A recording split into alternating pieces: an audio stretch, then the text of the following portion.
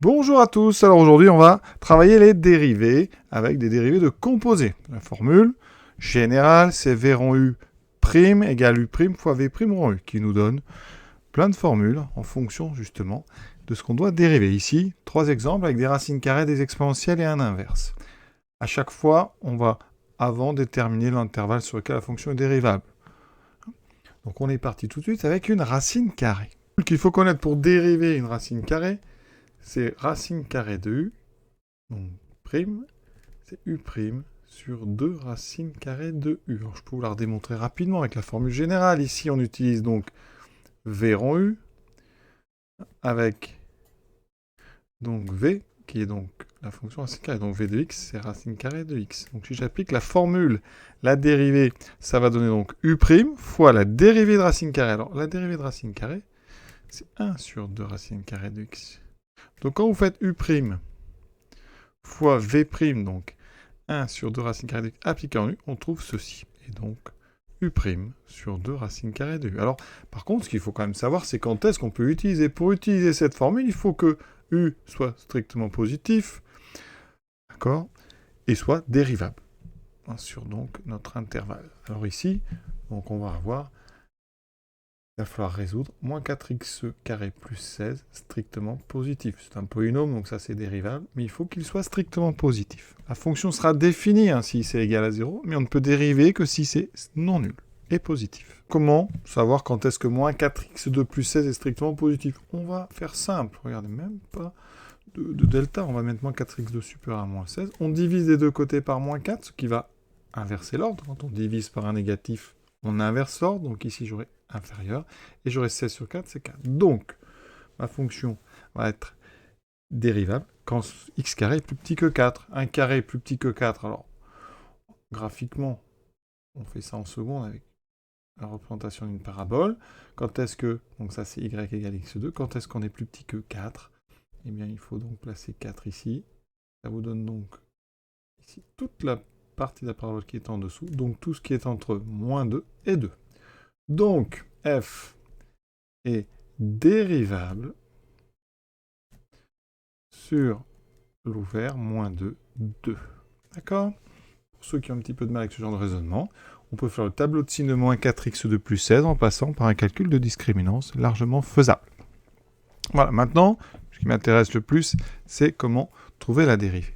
Je remarque quand même, pour ceux qui vont me dire oui, on aurait pu factoriser, effectivement, moins 4x2 plus 16, on peut écrire ça déjà 16 moins 4x2, le factoriser par 4, ce qui me donnera 4 moins x2, et ensuite, cette unité remarquable, c'est 2 moins x ici fois 2 plus x. Donc, on a devant nous du second degré avec deux racines, donc en moins 2 et 2, d'accord, avec un coefficient dominant moins 4, donc c'est moins, plus moins. Vous voyez que c'est positif entre moins 2 et 2. Ça, c'est pour ceux qui ont une bonne maîtrise des factorisations avec les racines.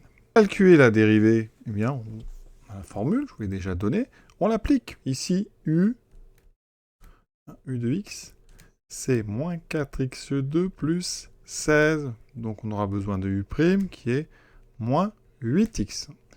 Alors, ça me donne donc f' égale u', donc moins 8x, sur 2 fois la racine carrée de u. On peut simplifier ensuite par 2. Le moins, je vais le mettre devant. Ça fait donc ici moins 4x sur racine carrée de moins 4x2 plus 16. Alors, ceux qui veulent peuvent factoriser sous la racine par 4. Je vais le faire pour ceux qui sont perfectionnistes. Ici, je vais donc sortir un 2. Il me restera à l'intérieur moins x2 plus 4, c'est-à-dire 4 moins x2. Conclusion, après simplification par 2, il me reste moins 2x sur racine de 4 moins x2. Ça veut dire qu'ici, si on devait faire le tableau de variation de cette fonction, d'accord, tableau de variation donc de f ou de f de x en fonction de x, j'aurais donc, on est sur moins 2, ça s'annule en 0. Et on a ici, alors la racine est positive dessous strictement, et donc on aurait le signe de moins x, ça ferait donc ici plus moins. Donc on doit avoir une fonction, ça c'est f' de x, pardon, et on doit donc avoir des variations qui seront croissantes, décroissantes. Bon, c'est pas demandé, mais je vous les montre. Regardez la courbe sur GeoGebra. Comme ça, hein, un arrondi, voilà. Et on voit bien croissant, décroissant. Très jolie courbe. Deuxième exemple. Alors, j'ai pas dit tout à l'heure, mais vous voyez, c'est une présentation que vous devez quand même connaître. Quand on parle d'une fonction, on n'écrit pas f de x. f de x, c'est l'expression de la fonction. La fonction, c'est quelque chose qui a un des réels associe d'autres réels. Donc, quand on veut vraiment définir une fonction, soit on dit la fonction d'expression, soit on met f, ici le nom, avec 2 points, et ici on dit qu'elle envoie x sur, et ici on met son expression. Donc, le deuxième exemple, alors, il y a une somme déjà. Alors, on regarde 3x2, aucun problème de dérivation. C'est un polynôme exponentiel. C'est pareil, exponentiel, c'est dérivable si ce qu'il y a dedans est dérivable. Donc, 2 plus x carré, c'est dérivable partout, défini, dérivable partout. Par contre, on a un petit problème pour le troisième terme. On a une division par x plus 1. Et on sait qu'un 1 sur u, c'est dérivable si et seulement si u donc est différent de 0. Si U ne s'annule pas, U ne s'annule pas, et si U est dérivable. D'accord? Donc ça veut dire qu'ici, mais il va falloir enlever moins 1. Donc notre fonction f, elle est dérivable sur R privé de 1. Donc f est dérivable R privé de 1, de moins 1, pardon. Ça veut dire qu'ici, dans le texte, petite nuance, ici j'avais parlé d'un intervalle. Donc, si on doit prendre un intervalle, il faut prendre soit un intervalle de gauche, alors on va mettre un intervalle ou réunion d'intervalle, d'accord? On prend ça, corriger ça. Donc ici, c'est moins l'infini jusqu'à moins 1, union 1 plus l'infini. On pense bien à ça. Alors, pour f', on va avoir besoin de quoi? Alors, tout d'abord, 3x2, ça donnera 6x. La dérivée d'une somme, c'est la somme des dérivées.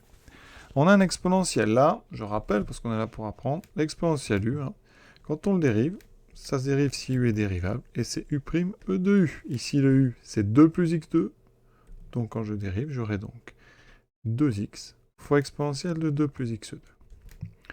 Plus, on a ici 2 sur x plus 1.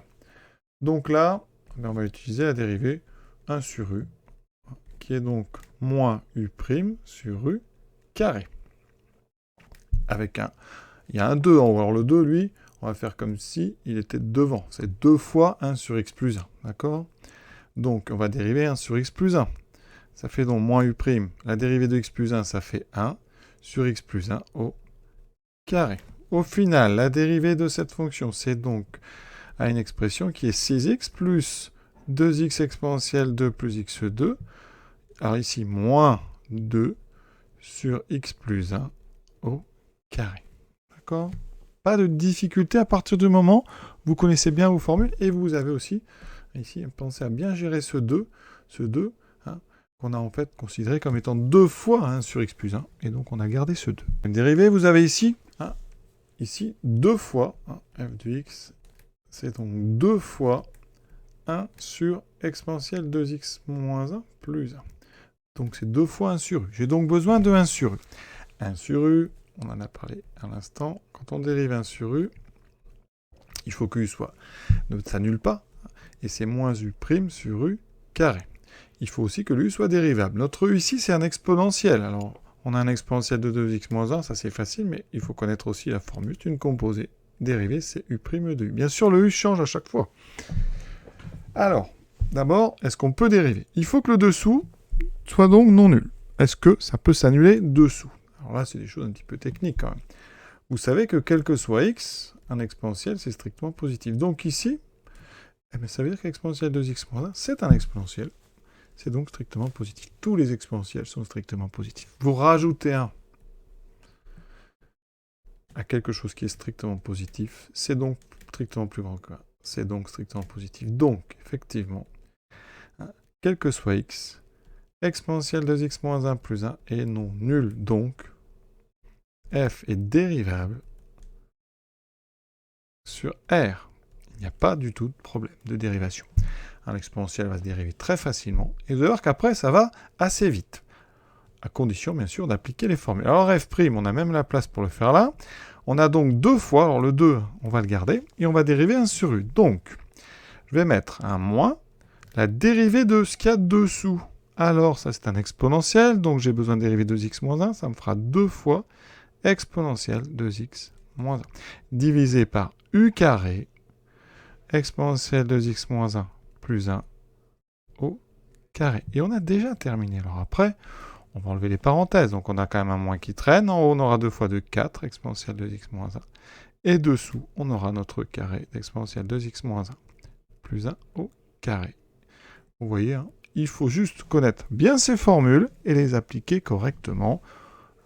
Mais ça, je ne vous apprends rien. Voilà, cet exercice est terminé. Bonne journée à tous.